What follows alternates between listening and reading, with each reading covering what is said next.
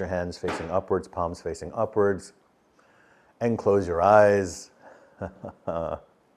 Oh, there's so many spirit guides here. And just slow it down. Just move into a place now where you're really dropping into stillness. We're going to start by relaxing your shoulders. No tension in the shoulders and neck. You can move your neck a little bit to the side, tilt it left and right with your eyes closed. Relaxing your wrists and your hands, your fingers and your toes. Just focus on that. Let your wrists go limp. Let your fingertips, bring your awareness to all of your fingertips. Imagine if I drew a little circle around your thumbs and your fingers. Rest and relax the tips of your fingers. If you do this and you become very still, I bet you'll feel some energy around your fingertips. Relaxing your shoulders, that's the key. Shoulders dropping, wrists going limp. Forehead relaxing, tilting the head slightly downwards, opening up the back of the neck. And just becoming aware of your breathing. Breathing in through the nose, breathing out through the mouth. Breathing in light through the nose, breathing out light through the mouth. I like that so much better than breathing in light and breathing out dark. Breathe in light, breathe out light. And out. Relaxing more deeply. Bowing your head a little bit more deeply, letting the shoulders relax. Imagine your third eye, the space between your eyebrows, beginning to soften. Soften. Soften. The space is now beginning to reveal a beautiful, soft, golden white light, beginning to expand in ripples throughout your eyebrows, your eye sockets, your forehead, going through your sinuses, going out towards your cheekbones, through your ears, past your temples, through the crown of your hairline, all the way around your skull and back again, wrapping your entire face, your jaw, your teeth, your gums, your tongue, your nostrils, your eyelashes, your ears. Breathe. Relax your skull as light begins to encompass it, spreading through your throat, growing wings of light out of your back. The wings begin to unfurl in gold and white light, releasing any tension, stagnation, or resistance in your entire being. Your heart begins to glow an emerald green. In the center of your chest, a beautiful emerald of light. Beams in every direction.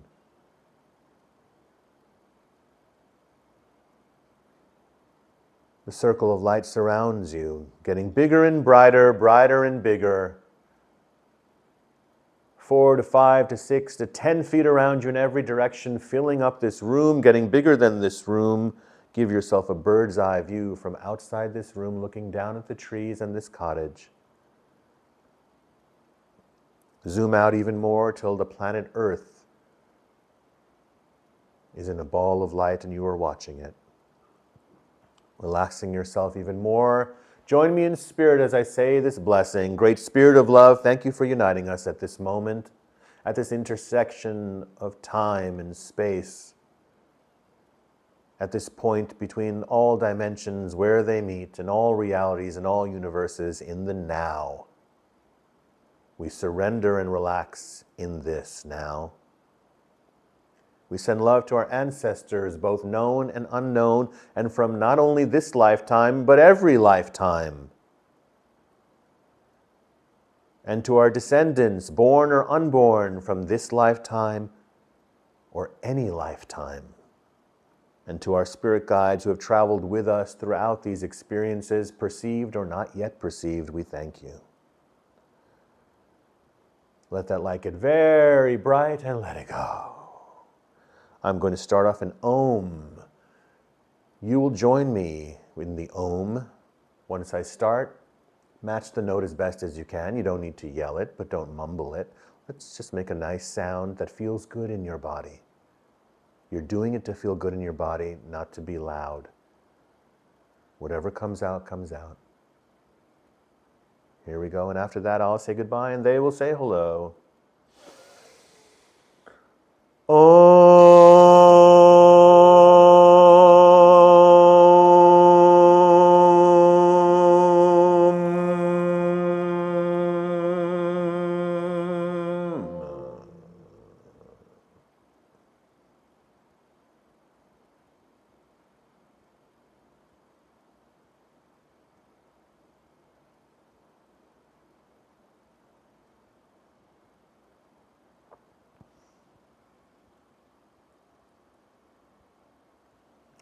I'm Phineas, and I greet you.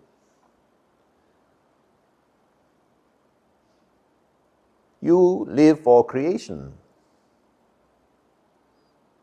You regard that who has manifested reality as the creator. That means that you regard creation as the highest form of expression. It is why you live. You do not call your creator the thinker, the seer, the beer, or the doer. It is creation that you respect and you admire. It is creation that is life. Life-affirming, life-giving. And when you are not creating, it drains your life force, that experience of not creating. And yet creation is something you are doing at this very moment. You are creating your experiences that you will experience later this evening or tomorrow or perhaps even in a decade from now. At this very moment, there is something emanating from you that is going to create or contribute to the creation of an experience you shall have in a decade from now. We speak to you quite literally. For example, you are sitting here at this experience. And yet this experience, though you have received invitations or you have received information that has drawn you to be here, if you were to trace all of the steps to a particular origin, you see, even origins have origins, don't they? You might find that it was because you met someone 8 years ago, 10 years ago, 12 years ago. How did you meet the person that told you of this? How did you purchase the computer that perhaps you did an internet search and found this experience? Whatever the way that you found the experience, something led you to that, and something led you to the other thing, and something led you to that, and perhaps you might have to go back 25 years. And so 25 years ago, you did something that was going to trigger the series of events that would bring you here, and wherever it is you will be in an hour, 2, or a year. What part of you is that is creating? You say, well, I'm doing it unconsciously. You see, there is no such thing as the unconscious. You are conscious on many different levels. You are not aware of them in their entirety as you are conscious now. You do experience moments of what you refer to as déjà vu. You say, I have been here before, I've done this before, I know this person, I know this feeling, I know this place. What is occurring there? So you say, well, I was incarnated earlier and I was here. But how could you be here before doing what you are doing now? If it was a different era, with different people involved, different technological advancements, different environments physically, that would be impossible. And so what you are experiencing, in simple terms, is a sort of bleed through between dimensions, you see. You are existing simultaneously in various dimensions. Now, these dimensions may be infinite, but there are certain dimensions that you operate in that are more so influencing you now. You see, you are almost too much for these bodies. How do you know? Well, your physical death is one telltale sign. It is not that your life force is diminishing when you are dying or you are in your senior years. No, do not think of yourself as you are degenerating. What you are doing is actually expanding. And that is something that you are not taught. You tend to see reality in lifetimes as you are born, and then you are expanding, and then at a peak of your physical experience, which you shall experience for a certain amount of time that you yourselves, by the way, invented. You see, you have created seconds, minutes, hours, and years, haven't you? Think about it. You decided that when the sun disappears and reappears, you shall call that a day. That is one day to you, but you could have said it's 3 days. Or you could have said that when the sun goes up and down 7 times, then that would be 1 day, rather than a week. You could have said 10 revolutions around the sun would be a year, rather than 1. And so you created this system of time. And so time, in those senses, does not exist, and yet timing does, doesn't it? How would you have music? How would you have communication? All of it is timing, isn't it? You're always curious about the timing of things. And so, as humans, as you call yourselves, you decided to find a way to have a uniformity so that you could organize your experiences and to say, well, let us simply base it upon the movement of our physical environment. Night and day, seasons, they seem to repeat themselves. And so we know when autumn is coming and so on and so forth. You also have seasons that are cosmic seasons. That is what astrology deals with, you see. Your astrological knowledge is based upon the movement of the celestial bodies, also the spaces in between the stars. You are thankful for the stars, but we would encourage you to be thankful for the space between them as well. For you are thankful for your relationships, but also the space that you have between. You are thankful for your work experiences, but you do not want to do that every second, do you? Even if you love what you do, as you were referencing earlier, you do need time away from it. So you are conscious on many different levels, though your focus is here. In this moment, you refer to this moment as real life.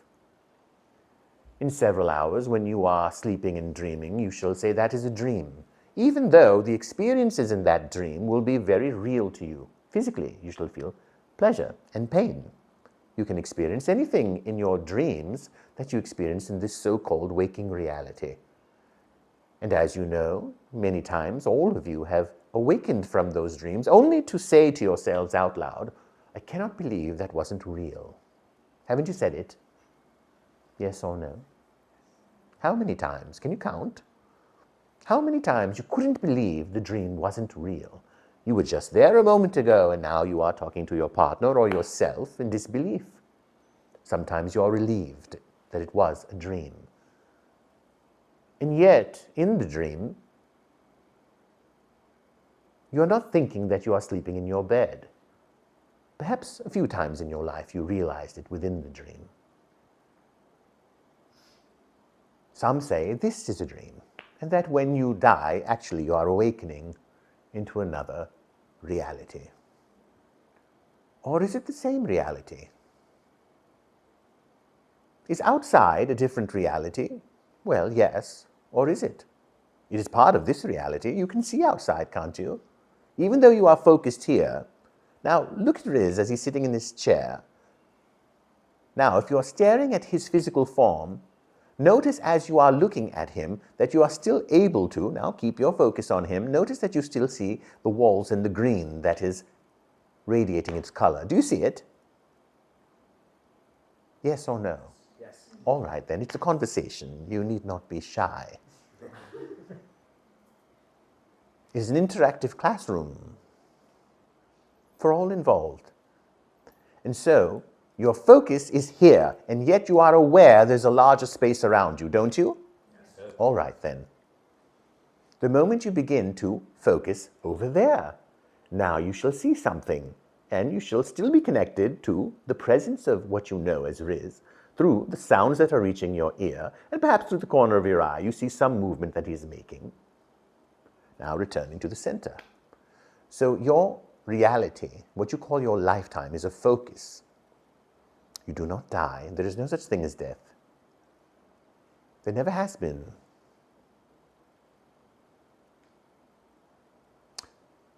The nature of timing.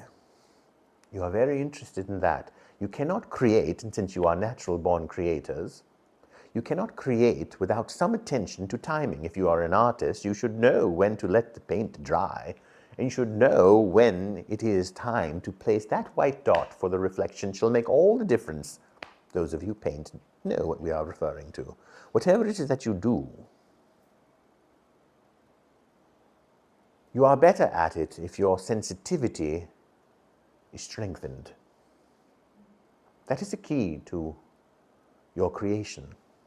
Being satisfied is when your sensitivity is strengthened, not diminished. Many of you who are here are very sensitive beings. And if you are troubled by this and you are finding it to be a bit obtrusive, or it is painting yourself into a corner, you cannot go there or do that for too long. Good, you should mind your energy, take care of it well. But even when you are alone, understanding your own energy is not fragile. Your peace is not fragile. Simple exercises to not resist your environment when you are stuck in traffic, or you are delayed in a flight, or anything else where frustration begins to rise and take over. Luckily for you, your body's cells often do not listen to your negativity. They understand that you will be negative. And there are so many negative thoughts, vibrations that are lower. If your cells were having to deal with that all the time, you wouldn't make it past 20, would you? There's enough stress in your elementary schools to take you out. Some of you are still trying to work out being pushed by the bully when you were 9. Some of you have built entire careers based upon getting back on those energetically who restricted you or made you feel small. Those were the initial coals that were put into your fire to burn and make energy. But they are not very good sources of energy, you see. You could power your life with negative energy. Yes, you could. Of course you could. Some have built their entire careers and fortunes on being angry. You do not need to be joyous and peaceful and happy to have money or abundance. No. As you can clearly see. Then what is it?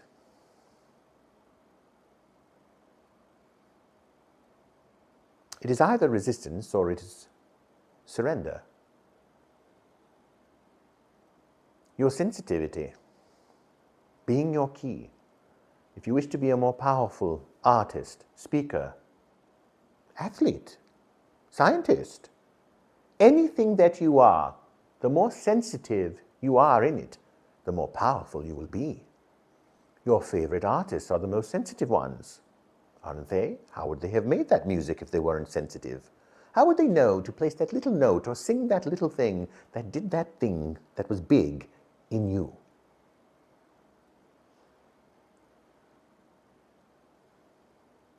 So to understand how to manage your sensitivity, you must begin to treat yourself better. A very expensive car, think of one, whether it is your Lamborghinis and so on, highly technologically advanced, wouldn't you agree? Yes, but you have to baby them, don't you? A lesser car, whatever brand you think to be lesser, pick one in your mind. The cheapest car you can think of. You could probably beat that one up quite a bit. In some ways, it's quite tougher, isn't it? Your old car, 10 years old, still going. All those beatings it took, but the Lamborghini would have been finished if you had treated it like that. You would not be driving it through snowstorms and rainstorms, would you? No. Washing it with a hose with highly acidic water, no. You would have to take a baby wipe very gently on this highly advanced machine. Yes. And so your technology in many ways represents how you operate internally. Even these phones, every year an upgraded phone is offered to you. And it is very appealing, isn't it? Even if you don't need it, part of you thinks, well, it would be nice. How much does it cost? Usually that is it. Let us say it was simple. Exchange your old phone for the new one. You would happily do it. This way, take the idea of cost as something preventing you out of the way. And what would that phone possess to make you want it more? Number one, is it more beautiful? Indeed it is. More sleek? I like that. They're not going to sell it to you and say it's more clunky. Sleek, that tickles your fancy, doesn't it? All of you like sleek. What about a better resolution? More colorful images, sharper sound, more memory, longer battery life. Would you like that for yourself in your body? Yes, you would. For everything you do is about being able to feel more, see more color, hear more richness in sound, have more energy. A bigger screen to gaze upon. Keep it simple, don't complicate it either. What else? Greater bandwidth, would you like that? Yes. Less calls dropping, clearer reception, clearer transmission. Good? Yes? Would you like it for yourself internally? That is your IT, your inner technology. A more powerful network. Oh, you want that, don't you? You know how important networking is, though you hate it.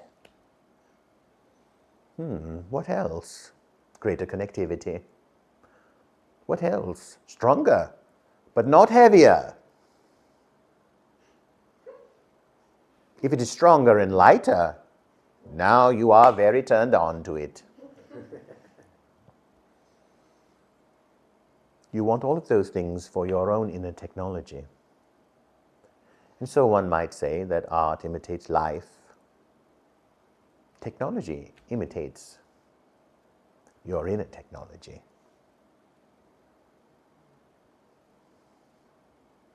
You'll not have to worry about AI taking over, not knowing what to do about it. Simply ask the AI.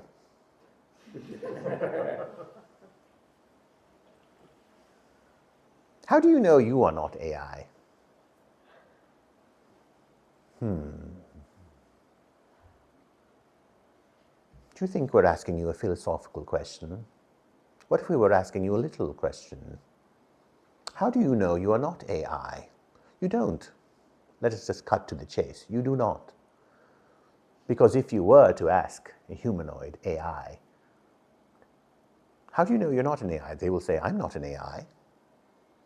I'm fully cognizant of what I am doing. Yes, that is where your AI and your robotics will end up being long after you are gone. Of course you shall. But you do not know if you are not AI right now. Aren't you programmed? Couldn't you be unplugged? Very easily. It would be violent, but you could be. What else? What separates you from AI? You are full of other people's programming. You download, you upload. Oh, my dear, it's getting a little frightening now. But I have blood. A car has oil too. What if the car said, I'm alive, I have oil? You'd say, ha ha ha, car. I made that oil for you. But I have a battery. Well, your battery can be taken out, your heart. So you don't know if you are AI. You really, really, really don't. And if you get very sober now, rather than thinking it is an amusing thing to ponder, if you ponder it seriously, you might have a different level of awakening to yourself. Why? Well, the first stage would be frightening, because you would then wonder if you're real. That is why it is safe to stay in the whimsical, humorous, philosophical ponderings of this question, because you don't know how to navigate the second part. By the way, there's a third and fourth part. Good luck at the second part. So you are an AI that was programmed. This body was programmed. Perhaps it was extraterrestrial races. How do you know? You don't. There could be a machine at the center of the earth creating this thing you call nature. How do you know? Because you cannot conceive of it. It's very easy. Simply take your iPhone, travel back in time, just a couple of 100 years, and try to explain that iPhone and the internet to your ancestors. Remember, they had the wheel and fire too, and they made jewelry out of gold. They are not unintelligent, but try to explain to them satellites and atomic microscopes. So what if this is a machine in the center of the earth? And all of this that you call nature, well, it's not really real. Would that take it away for you? Go slow here before you say no. Is it a frightening reality if you found out the earth was a machine, and that there are very tiny machines inside of you right now? You say, well, I know we've looked in the body. Well, using the technology that you have. That is like Galileo saying, well, I can see everything, here's my telescope. Imagine, you're familiar with him. Yes. Very intelligent person of the times. But he thought he was seeing everything. So how do you know that there are very, very, very, very, very tiny machines inside of you? You don't know, do you? So what is the truth and what is real? As you are busy worried about certain things that you worry about, once you surrender to the great unknown, that is a big thing. To surrender to the great unknown as you are still interested in gathering more knowledge. You will relax into your being. You will relax into your experience of existing, far beyond identifying yourselves at whatever it is that you currently want to identify yourselves as, human, male, female, neither, both, everything, and more, whatever it is. Understand that after you leave these bodies, you will no longer have chakras. Why would you need them? There's no body. They are for points of reference in the human experience. They don't exist in the other dimensions. Why would they? They are tools for here, for you to focus on, to help you.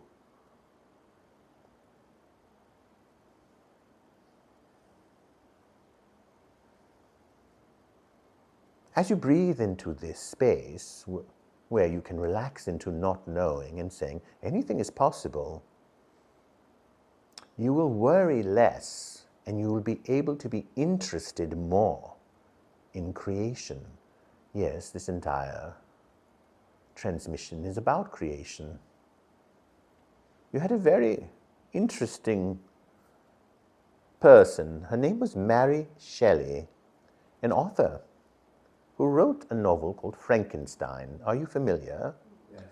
Though some regard it as a work of horror. It is a work of creation and the question of humanity and a creator, and the human as creator, and what that creation wanted.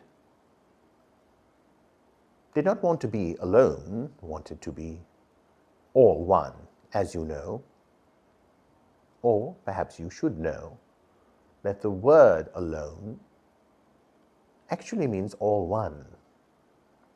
But if you say you are alone as opposed to all one, the experience is entirely different, isn't it? If you say you are all one, your cells will breathe a sigh of relief. If you say you are alone, they will begin to brace themselves to survive loneliness. Now, how do you achieve this feeling of all one? You can't just say it, can you? You can, but it won't work all the way. And so you seek experiences in which you feel more like yourself. Whether it is to jump out of a plane, or to fly a plane, or to create a plane, or to sit on a plane in first class. Makes you feel like yourself, perhaps. Perhaps. Whatever it is that you do, you are trying to feel more like yourself, even when you are changing. In fact, the more you change, the more you stay the same. Because change is simply you trying different things and removing different layers. And yet the whole time, all of those layers were you. You are not limited or fragile, where you cannot have lots of layers. They are not heavy. They are made of light, and they move, and some mix with others. It is almost like a kaleidoscope. When you turn it, fractals are coming out of other fractals. Are you familiar with that? There is no heaviness to that. But the language that has been used in much of your teachings has been that you have to shed layers, and so you begin to feel heavy. Turning the kaleidoscope as you gaze through it is very easy. You see, the way the kaleidoscope was designed was to facilitate very easily the shifting of the colors and the shapes and the symmetry. And so are you. That's why when you have some of your psychedelic experiences, don't you see those fractals and, yes? Yes. Your sacred geometry, yes. It is a common experience in those experiences.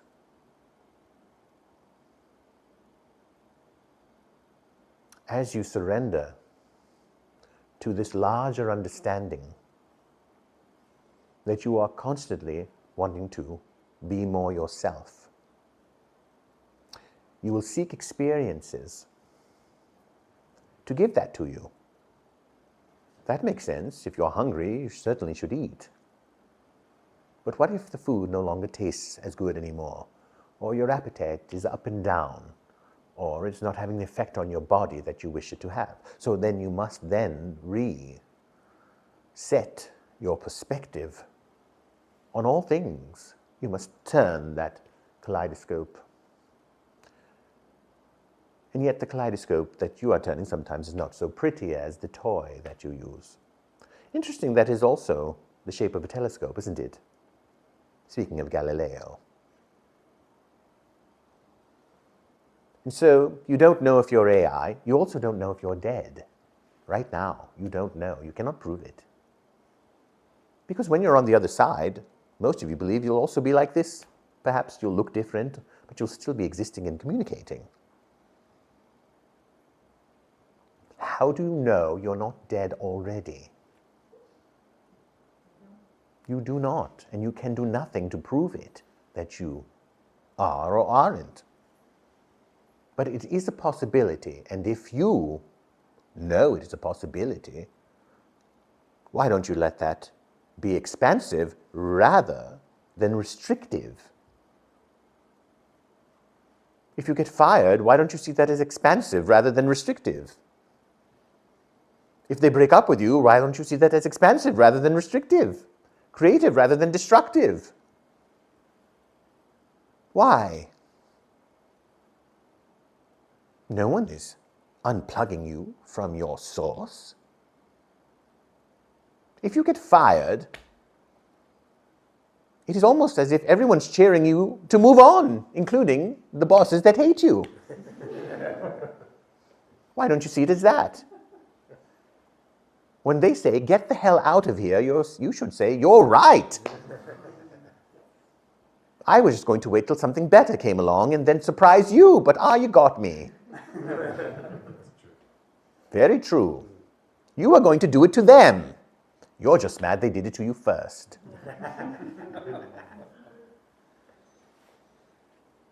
You should say, good one. High five. You got me. That would be better. You see, over time, you will do that anyway, even through some of your more painful experiences. You can look back at some of your relationships that didn't work, and you can get why they didn't work on your end. Whether they use the right words about you or not, you get the picture. You could say, oh, boy, I didn't know anything then. No wonder that happened. It is not to blame you. It is for you to understand yourself. It is for you to not blame yourself nor the other person. Because, as the young man said earlier, you are never in the wrong place at the wrong time. And without further ado, Mr. Red Eagle would like to take over, and so I shall give him the steering wheel for now. Bless you. A pleasure to be with you. Thank you.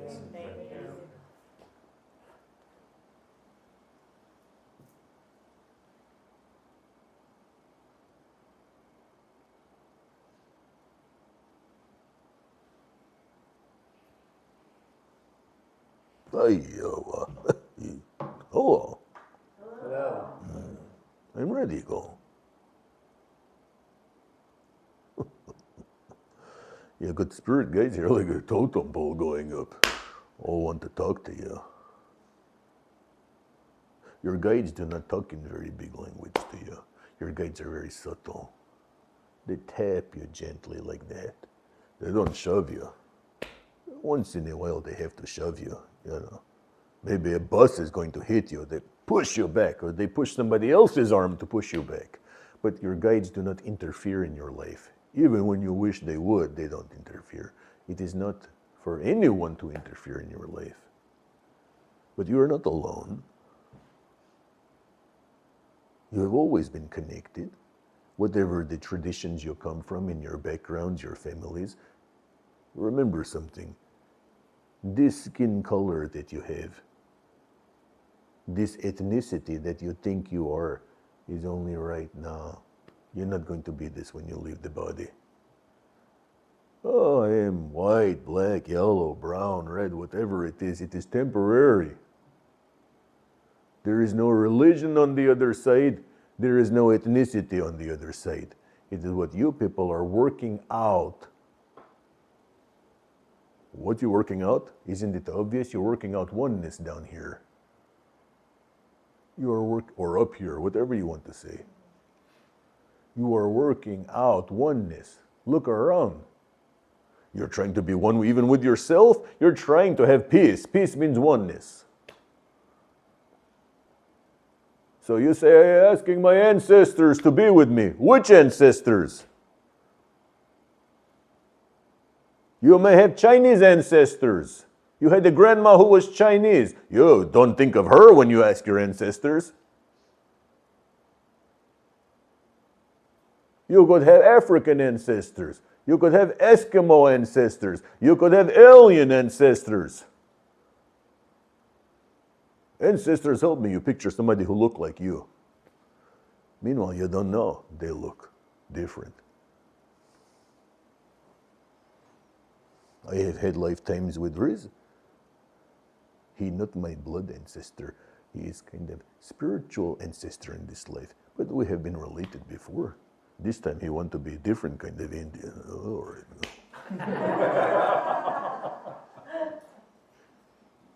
Do what you want, we tell him. You want to try it. You will try it. You are very caught up in your identities.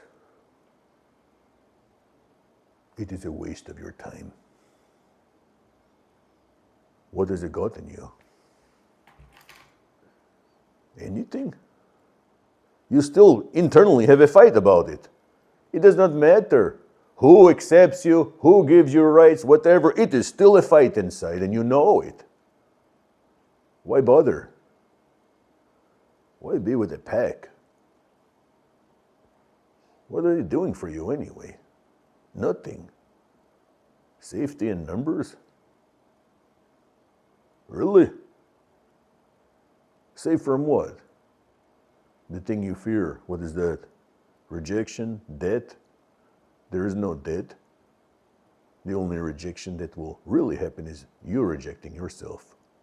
You think it is them rejecting you. No, it is you taking their stories internal.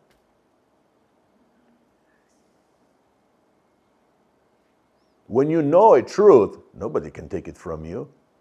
It does not matter how many people come up to you right now and say you are not wearing a colorful suit. We can line up 10,000.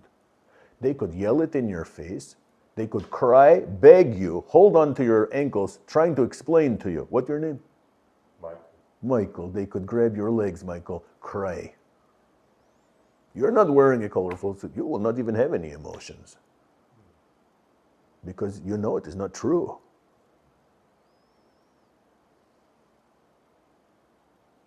Does not matter. It could happen. One person every minute for the next 2 years could tell you that. You would be yawning after a while. You would be making your meals as they are telling you all this. It would never land on you. So what hurts you is what lands on you. You say, all right, they have to be like Teflon. No. You have to understand the mechanics of reality. Not, I'm not going to let it bother me. Oh, I was with a narcissist. No more of them. Oh, good, famous last words. You called them in.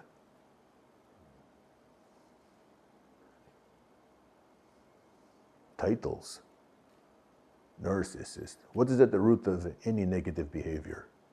Pain. But you're going to stay on narcissist rather than they have a lot of pain they need to work out. You will read articles and agree with it. You will see things on the internet, memes and videos about the narcissism. You watch them for an hour. Why? That is a bit narcissistic, don't you think? Spend an hour watching a YouTube video about how other people are narcissists, and you are a little bit better. How to avoid the narcissist? Whew. You can't avoid nothing that you have not called in. Well, I called it in to know what I don't want. Really? Do you need to call in cancer to prove you don't want cancer too? No.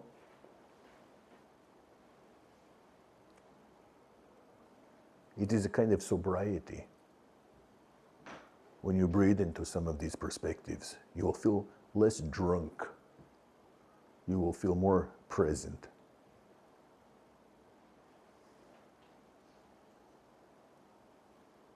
The prisons are filled with abused children. Do you agree or no? Talk to them. Find out what happened to them when they were young. Even the ones who did the most terrible, horrible things. Just sit long enough and hear the stories. Traumatized people. What was your great solution? Let us take all these damaged people and put them in an ugly building with inhumane food, inhumane conditions, and put them all together. That was the solution. Then, after 20, 30 years, we will let them out and welcome them back into society. Really? Have you ever welcomed anybody back into society? No, you want to know what they did. They're going to get the house next to you. You want to know if they were in prison or not. You going to hire them? Have you ever been in jail? Better tell me. But I served my time. Oh, I don't care. Keep my eye on you. Really? You see? Well, what is the solution? You don't know the solution? You don't know the opposite of punishment is nurturing? You don't know. Let them work the land. Eat the food they grow on the land. Learn how to build a farm, learn how to maintain a farm, learn something. The earth can teach you many things. The earth is full of resources. Like Phineas said, were connected to coming here tonight. Did you get that part? He said, something you did 10, 20 years ago, if you trace it back, it led you to here. How you met this person did that thing, now you're here.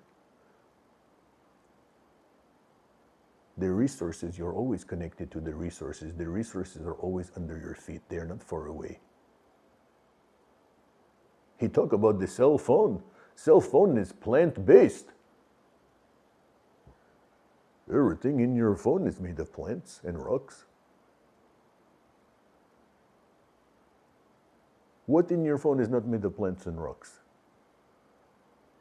Everything, even the plastic. Made from the petroleum, made from the oil made from dead plants. Your phone is plant-based. You never said that before, did you? And it is not, spiritual joke. It is hard fact. Did these resources that you made this modern iPhone from, were they suddenly put on the earth 20 years ago, or have they been here for thousands of years? Answer. Of course. And where were these? They were in the rocks and the plants, correct? Yes. And the rocks and plants have been around you and under your feet? All right, then. So all you did was learn how to extract the resources from where you stand. From where you stand. Now you have the iPhone. Imagine going back 100 million years ago to your Neanderthal ancestors. Imagine it right now, whatever you pictured them to be. Now imagine big hairy person grabbing rocks, pebbles, and yanking plants in the other hands like this and looking up at the moon and say, I ain't going to get there with this. Exactly. And you did.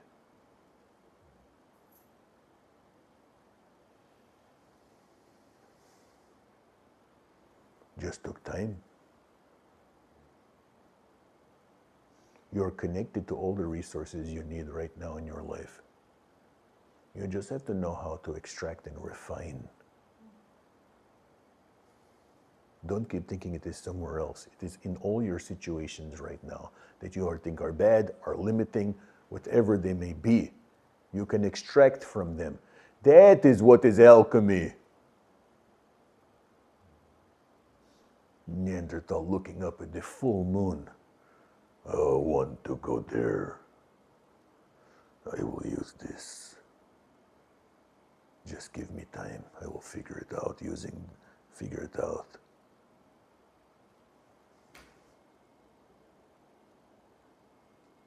Clear truth.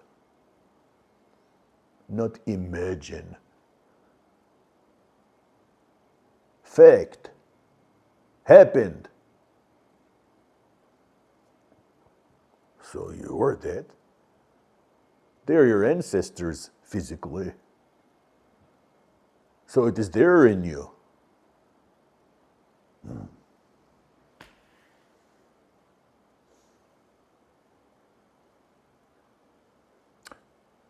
So why don't we get to messages?